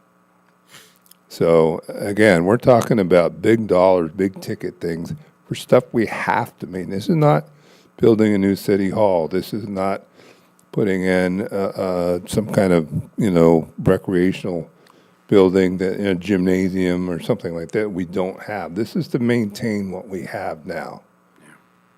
I just wanted to reinforce that point. Thank you very much. That was a great point. I appreciate it. Any other comments from? Yes, sir. With that, we're open for any questions. Yeah, Roger, I had a quick observation, I Yes, sir. guess, and I don't know where this equates, but I know from Viborg north to the city limits, that's ideal for some sidewalk along the edge there, along Creekside, or along the Sunnyside Park and what have you. But I also see that a lot of that damage is done by additional water from irrigation on the adjacent agricultural property with their sprinkler systems and pipes. Is there accountability for, or responsibility of any kind for neighbors? I've never seen, not to say that it couldn't be done, but I've never seen a city go after a private property or someone for damage caused by groundwater due to irrigation. I have seen a lot of damage done by the that. groundwater, they've Yeah. damaged the asphalt. Yeah, damage to the asphalt. It would be a matter of us taking valid steps to try to eliminate that damage, rather than, if we can go after them and we say, hey, you owe us $2 million for your irrigation. Well, or penalties for continued, Yeah, I don't know. Yeah. I'm just wondering, because I see a lot of, well, probably weekly in the summertime, that road is wet by virtue of the irrigation, Yeah. which deteriorates it exponentially. uh-huh. Yeah, not only this, there's surface water that's on there, but also when it gets into the groundwater, that compromises the subgrade. Yeah. Again, that's an observation. I don't know, I don't have a solution to that. Yeah. Any other comments or questions? In that case, gentlemen, thank you. I really like that, and I would like to have a copy of that presentation, Roger, if I may. Can we get that emailed to us, Roger, because it's not in the packet, and there's Yeah, good data in It's not in our there. agenda. We were putting the finishing touches on it this afternoon. Excellent job, both of you. Thank you very much. I appreciate it. Thank you. Also, the report, we'll have that available probably within the next few weeks, and we'll probably be posting that, make that available for the public, maybe put a copy out here, and we'll make that available to you as well. It's for a little light reading. It's not about that thick, but Oh, nothing to it. a lot of stuff. Thank you very much. Thank you. Thank you. All right, I believe that brings us to public communications for non-agenda and consent items. I do not have any slips here. Is there anybody in the audience that wishes to speak? Yes, sir. Please come up.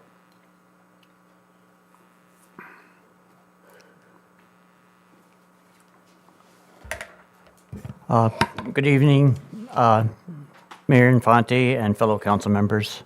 My name is Jamie Baker, and I'm a business owner in town. I love this town. I've loved it since the first time I came here in 1979. After that visit, I spent the next 5 years living on the Central Coast as a student and a teacher. I am running for mayor and hope to join the four of you in less than a month. Why am I running for mayor, and why should you vote for me?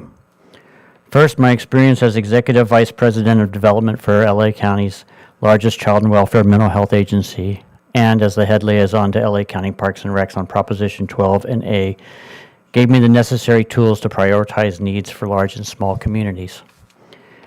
After years in LA, Seattle, and Denver working in government, both the private and public sector, human services, parks and rec, and the arts, my wife and I decided to come back to the Valley and raise our 3 children. I wanted my kids to witness the magic that Solvang has to offer.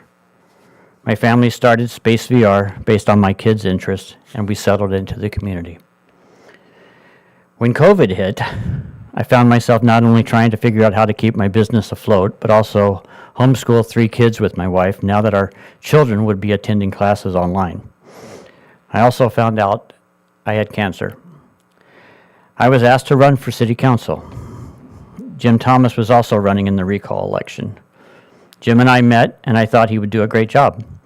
I decided to instead focus on my family, my health, my business. And Jim, if you're listening out there, thank you for stepping up. You did a great job. Now it's 4 years later. My cancer is in remission. My kids are doing great, and our business is starting to recover. As a family, we have experienced a renaissance. Solvang is also ready for a renaissance. Today, the economic engine that ran Solvang has changed since I first visited 45 years ago. Our revenue has flatlined. As a city, we rely heavily on revenue tax generated by the hotels and restaurants when weddings or wine events takes place, but only 4 days out of the week and 4 months out of the year. Our expenses, as we know, continue to rise. I don't like taxes any more than the next person, and I am concerned that besides cutting personnel and services, it seems that raising taxes has been the only idea that's been discussed. As a city, as a quiet tourist town, we have to be more creative. We need to diversify our revenue streams and revive our arts and culture and recreational activities to encourage multi-day stays, particularly midweek and year-round. I have ideas to make this happen and have discussed these ideas with local businesses and developers, all of which share my enthusiasm. A few weeks ago, Jesper Kamp, CEO and Consul General of Denmark, was asked by Ben Olsen what Solvang was missing in order to thrive. We cut this. Arts and culture. Hang on a second. Turn that back on, please. Go ahead. I'm sorry. Okay, a few weeks ago, Jesper Kamp, CEO and Consul General of Denmark, was asked by Ben Olsen what Solvang was missing in order to thrive. He responded, arts and culture and recreational activities. My combined experience addresses both needs. I hope that you will consider voting for me on November 5th. Thank you. Thank you very much, Jamie. Appreciate it. Anybody else? I don't see anybody in here, and I don't see any hands on Zoom. So no more public communications. In that case, let's move to the city manager's report, please. So I have a few things. Just putting a little tickler out there in people's mind. All of the committees and commissions' terms expire in December this year, with the exception of some of the Measure U. The planning, DRC, et cetera, are going to need people to fill seats. So just putting the initial word out there. So we're looking for, well, me making the applications available soon. Good. League of Women Voters approached me a few weeks ago looking for a site to have a forum, to have a candidate night for the mayor's candidates, since our two council districts are running unopposed. There was, unless you want to debate yourself, I don't think they were going to be invited.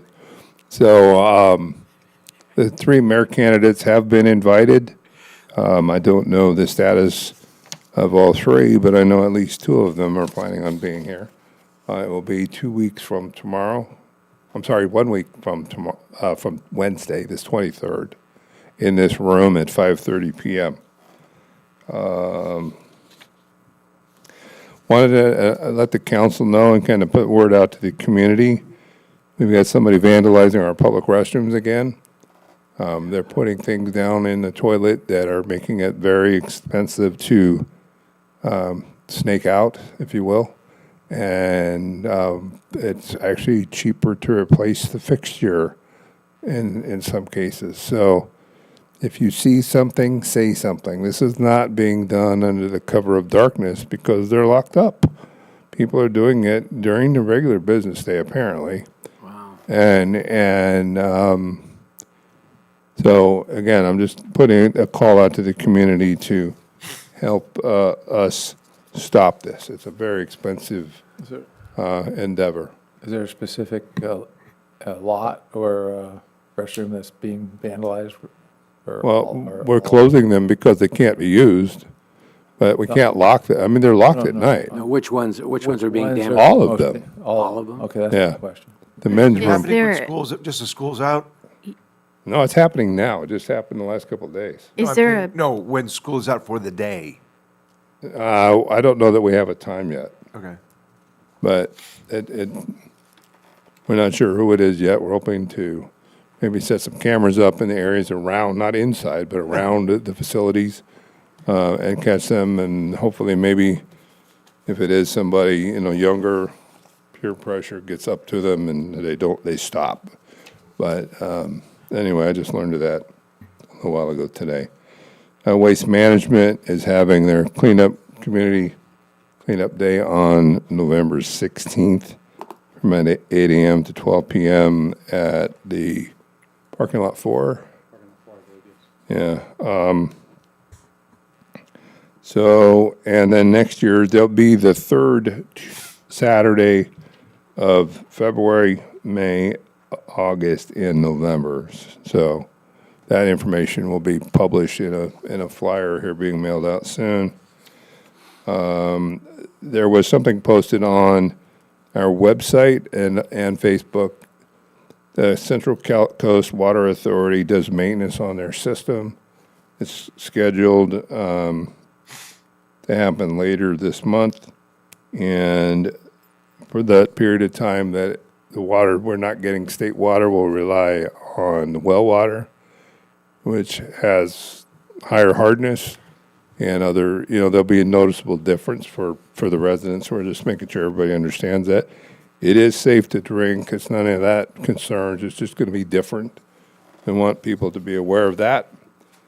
And there is information, like I said, on our Facebook and I'm pretty sure on the website. And last thing, council advance calendar. Next meeting, there will be a presentation from our marketing team. We saw tonight from Visit SYV. They're a partner, but they're not part of the team. So we'll be seeing that from John and Anna and Liana, I believe, will be doing that. We should have a sign ordinance review discussion with the council agency grant funding guidelines, coming back to council to get maybe some tweaks to that.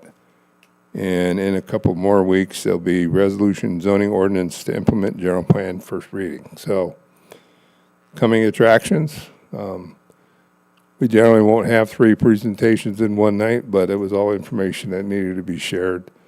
And that's all I have for now. Thank you very much. Any questions for the city manager? Okay, in that case, we'll take it to the report out, council comments and requests. Anybody want to say anything about this one? Start. You're on.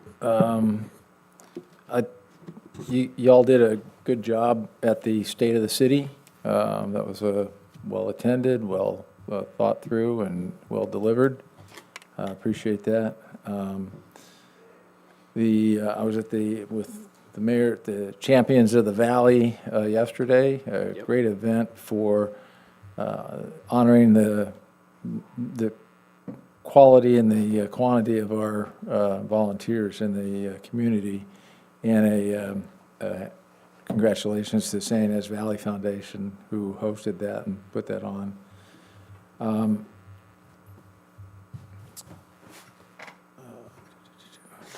I was wondering, I need some information. There's a slice of land that near our generator on Alisol that is city-owned, and I don't, we parked all that cement on it for, are you familiar with that property? Is that? Yes, that is in control of the water department. I coordinated with the water department. That's we've allowed the contractor who's working in the Alice L. Glen neighborhood to stockpile the material that they remove in that location. Okay. They will be removing that and restoring restoring that location to Greenbelt type? As good or better than when they got there. When? Yeah, as they start to wrap up the project, they're just about done with demo. Okay. So probably within the next month or so. Okay, thank you. And then I've noticed that our city banners on our lights are getting pretty tired. And I was wondering if there's a plan to replace those or have some new ones put up. I've had some discussion with our marketing and events team, and that is definitely on our radar. So Okay. it'll be part of the Yule Fest sprucing up that's going on. So we have, Mayor, thank we you. have some of those for the different events anyway, don't we? Well, if you recall, there was quite a debate over that. Yes, I remember the debate. We've still been trying to navigate that, and I believe, I wasn't at the meeting, but I believe there was a discussion with the TMAC, the Tourism Marketing Committee, that kind of what are city-sponsored events? What are the things that we should have banners for that the city pays for and does not take applications for? Right. So Yule Fest is obviously one, and then just the crown and the flag, the red flag that we've seen, kind of iconic, and there'll be a few others. Thank you. Any others? Okay, so real quickly, I've been attending all kinds of things lately. I went to the Caltrans meeting on the 154 Foxen Canyon intersection to hear what they were going to do. That's planned to be a roundabout ultimately. It's going to take a few years, unfortunately. And what they're going to do in the interim is it was a big discussion. They're supposed to put flashing lights and things for the people on 154. We'll see how that goes. Went to the Solvang School fundraiser dinner, which was very interesting. Gave them money. It's a fundraiser. And then the North County Sub-Regional meeting that was held here in Solvang. Attended that a week or so ago. And that's about everything out of me. That's it for everybody. Okay, let's move on to 6, which is the consent items. If you'd introduce that to us, please, Ms. Clerk. Consent is for routine administrative city matters and is approved with one motion. These items are discussed only on request of council members. Members of the public were afforded an opportunity to speak during the public communications portion of this agenda. So, council, do we have any items that want to be pulled? No? I need a motion, please, to accept the consent items as presented. I'll make a motion. Items 6A through 6E. I'll second that. Roll call, please. Councilmember Clark. Yes. Councilmember Claudia Rona. Yes. Councilmember Elizabeth Arona. Yes. Mayor Pro Tem Brown. Yes. Mayor Infante. Yes, Motion passes 5-0. thank you. We have no public hearing, so let's go to item 8, the discussion items. Please read to the record item 8A. Discussion and possible action to approve submitting a letter in support of H.R. 7944, Water Systems PFAS Liability Protection Act. Staff report, please. Good evening. Yes, thank you, Mr. Mayor, Council. So I received notification from one of the water lobbying groups, I don't remember which one, AWWA or something like that, asking for a letter of support to send to Congress, specifically our congressional representative, Salud Carbajal, asking him to support this bipartisan bill that will help insulate the cities from the liability from this forever chemical, the acronym PFAS. There's also PFOS. PFOS is typically how it's pronounced. And basically, there are things that have gotten into the water and groundwater, drinking water, wastewater, that are chemicals and are been known to cause health problems for individuals who ingest much of that. So Council recently adopted a legislative platform, but in conference with legal counsel, it was determined that it didn't quite fit neatly enough into one of those previously approved categories. So this request is before you today, asking for authorization for the mayor to sign this. And there's a couple of things I wanted to bring out. I know you all read this, but for purposes of communicating with our 2 listeners online and anybody else in the room. Due to the United States EPA CERCLA, which is an acronym for Comprehensive Environmental Response Compensation and Liability Act, so their designation for PFAS, which took effect in July of this year, drinking water and wastewater utilities like ours are now vulnerable to potential cost-share litigation from those who introduced PFAS into the environment. PFAS users and producers can abuse litigation to reduce their own cleanup costs and increase costs on water utilities, costs that are ultimately borne by those utilities customers. Even when the water systems are able to successfully defend themselves in court against CERCLA claims, the cost of that litigation alone could contribute to the ongoing water affordability challenge. And that's part of the template that I was given. I added this to help kind of drive the point home. It says, although existing litigation against 3M and DuPont will provide some funding, any potential settlement that the city may receive will not provide anywhere near enough capital to pay for the necessary equipment to remediate our impacted wells, let alone pay damages for a problem that we did not create. As a small water utility of just over 2,100 connections, any increase in cost will create a disproportionate impact on our residents. Consequently, the City of Solvang requests yours, and again, this is to Congressman Carbajal, request your support of H.R. 7944, and directs him, if he has any questions, to reach out to me. So it's, common sense. We're looking to get this passed so that it further insulates us from any potential litigation. And I'm available to answer any questions. Thank you. Council members, any questions for the staff report? Yes, sir.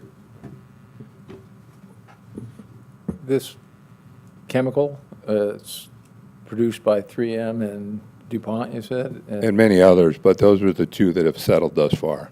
Have we as a consumer used any of this or discharged anything into the environment? that you're aware of? I mean, So- do we have any liability by virtue of our own actions? So, some background, PFAS, PFAS is a very descriptor of a very broad category of chemicals. EPA has listed 2 of those as circular hazardous substances, and that's PFOS and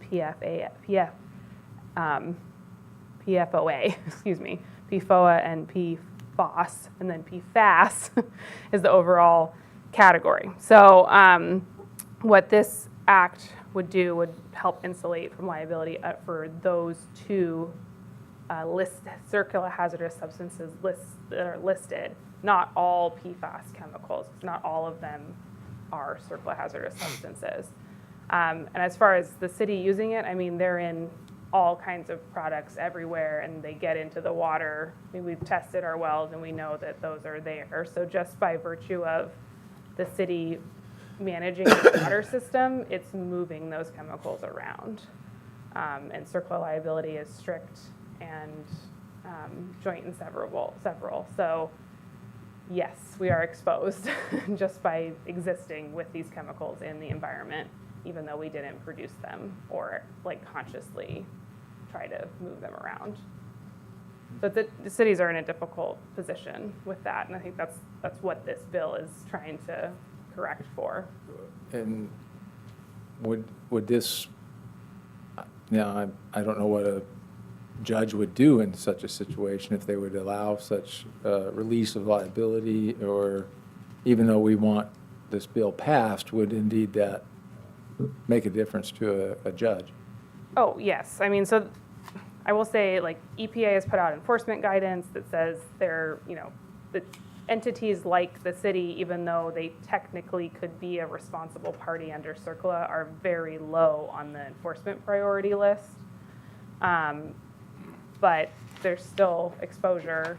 Now, if this act was passed, it essentially adds an exception to the categories of responsible parties under CERCLA, so that by statutory definition, a city in our position wouldn't be liable under these circumstances. Now, if we were doing other things to move around circular hazardous waste and otherwise violate CERCLA, that wouldn't cover it just because we're a city. But the idea is to create a statutory carve-out for this exact scenario where, just by virtue of us having a water treatment system, we're exposed to CERCLA liability.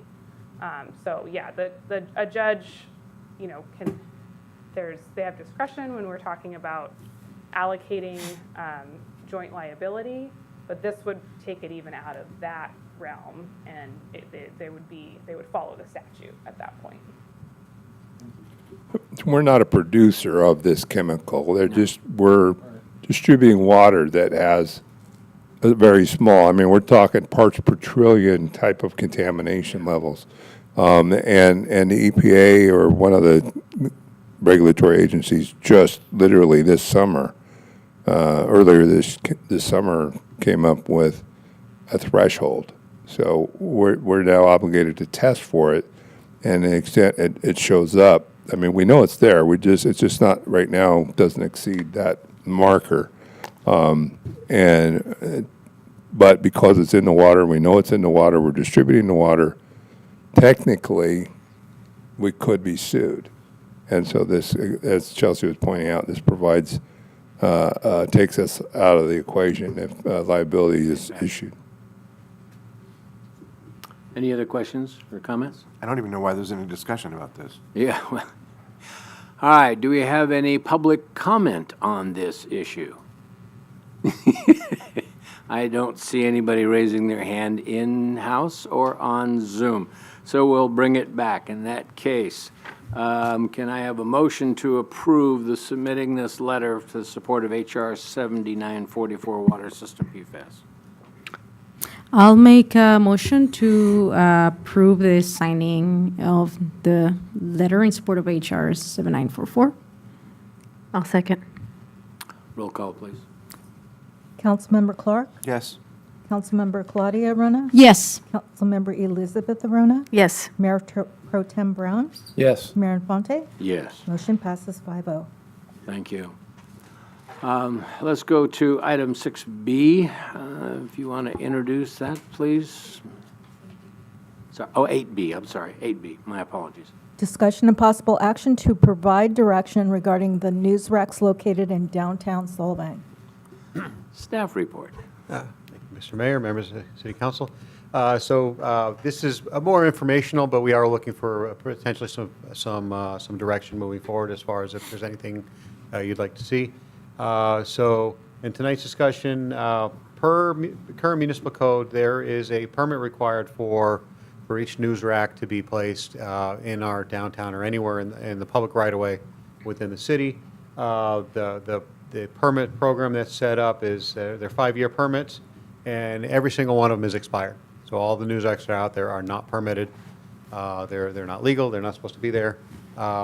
It's something that hasn't really been enforced. The last permit that was issued was in 2017. So it's been a little while since it's been regulated, but we're going to. That's why we're bringing it to your attention, just in case you hear someone, hey, why are you doing this to me now? It's like, well, because now it's now got our attention, so we're taking some action here. Public Works will enforce the code and require new permits, and this whole process to renew everything, we're anticipating taking a couple of months at least. The action that we're going to take, as you can see the picture, I mean, these news racks are Eyesores. Yeah, they're eyesores. They're Very an least. attractive nuisance for just a bunch of trash, sticker. I mean, you see all the stickers, graffiti, that sort of stuff. Some of these are broken, and they're just kind of sitting on broken legs and stuff like that, so they haven't been maintained. We did make an effort, as mentioned in the staff report, we did make an effort to reach out to every single one of those. There's about 16 of them currently, publications. We got responses from 13 of them, so that we have updated information.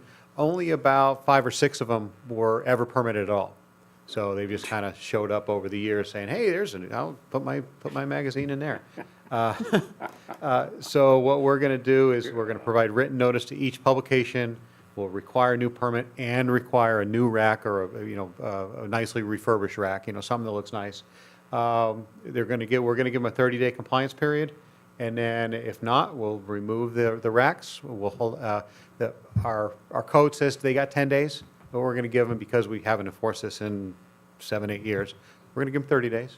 And then we'll remove the non-compliant racks, and we'll store them for 30 days. And then if no one comes and picks them up, they get thrown in the trash. They'll go to waste management. So the next steps is we will be performing quarterly inspections. We do want to update the news rack permit fee, so we're currently doing a fee update, so we're going to include this. Because right now, it's just your standard encroachment permit, which is like $80. But that's for a 5-year permit, and we're supposed to be inspecting these things and looking at them. So I don't think we're really collecting what the effort that's required on this is. So we want to update that.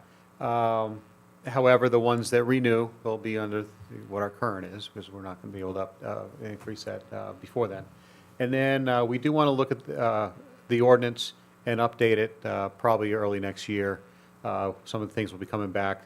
Some of the zoning, it does limit, the current code limits to only within certain zonings. It says not within any residential areas. And it lists zones, but some of those zoning names and acronyms are changing or have changed. So we want to update that. Also, we might want to potentially restrict locations. Currently, there's no restriction on locations, just says within certain zonings within public right-of-way, although they kind of organically have been created in 4 separate locations throughout town. However, there have been a couple that have just kind of shown up and thrown a wire rack, which is not even permittable, in front of the visitor center. You just throw some wire racks out there and say, hey, I'm going to put my magazine there.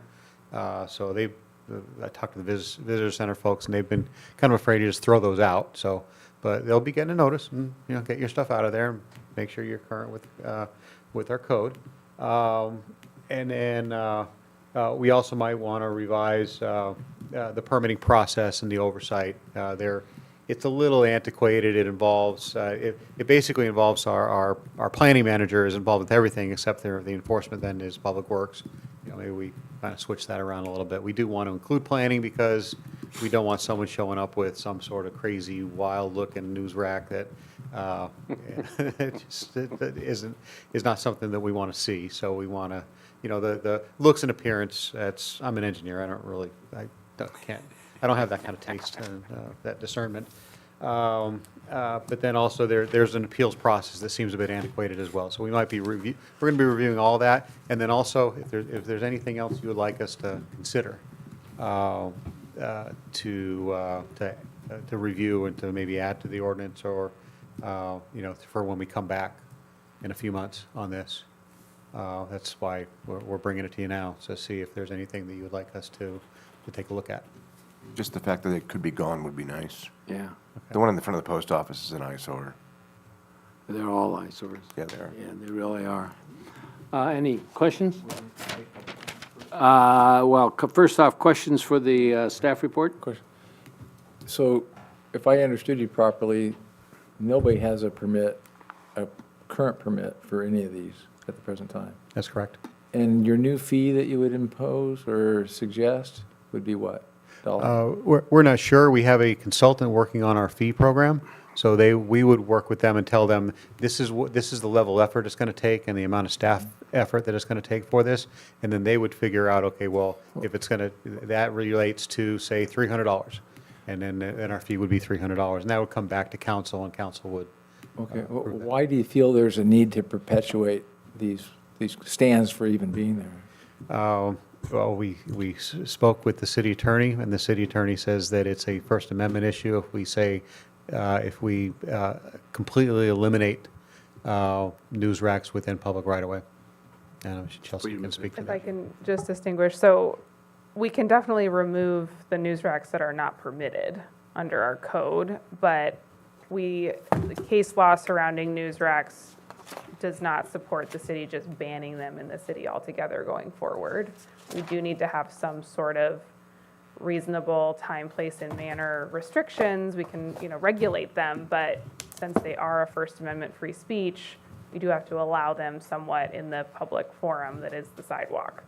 But we can say they can only go here, and, there has to be objective, reasonable standards. And so my team will work with Roger when it comes time to update the ordinance.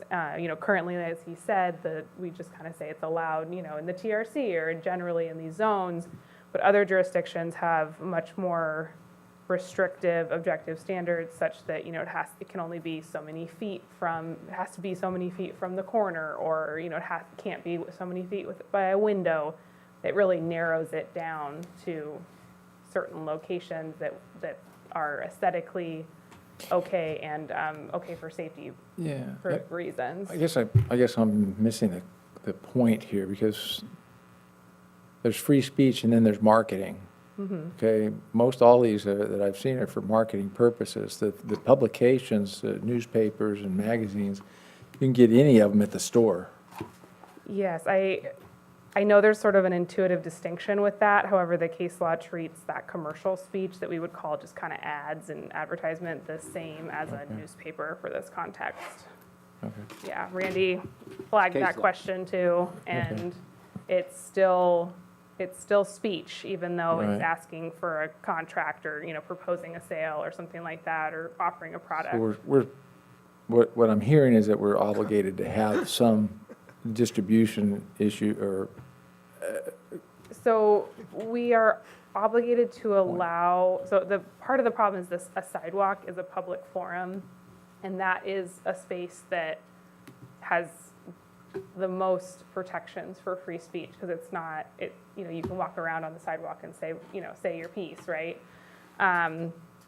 So we have to allow the speech to happen, but we can regulate it. And so the best chance for us to have the news racks in a manner that is appropriate is to have a regulation to say, here's where you can put it, here's the standards of care you have to maintain your news rack, here's what it has to look like. I mean, some cities go so far as to purchase their own news racks and hand out permits for, here's your cubby in the news rack that we designed and purchased, and you can only use our city-owned news racks. So it maintains a even look and the Uniformity. city maintains that, that's another way you can go.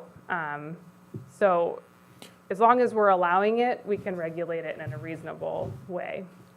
Can we also dictate as to what type of distribution container it is? Like the news racks that's there, they either don't work or they're of terrible design and visual aspects.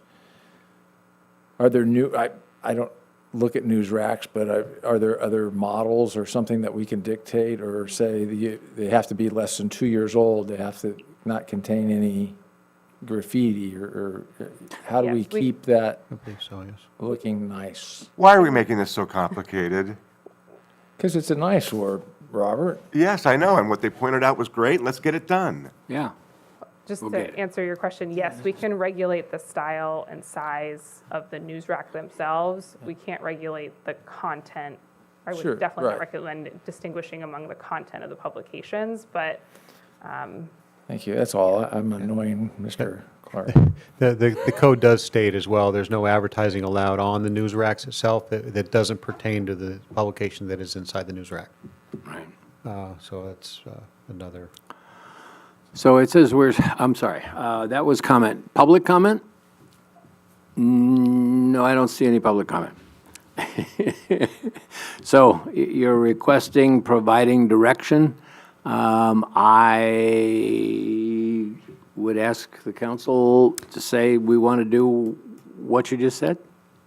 Yeah, and then it's probably a good time to revise the ordinance just to make sure that it makes sense, yeah. I probably would not recommend a 5-year contract. I'd probably make it 3 years tops. Okay. Certainly that, and then what we can do is, as part of this process, we will look at what's the modern news rack technology, and see if there's something anything else that we can require that might be a little more palatable. Okay, if I have no more comments, we are now adjourned at 8:30, what's that? 4?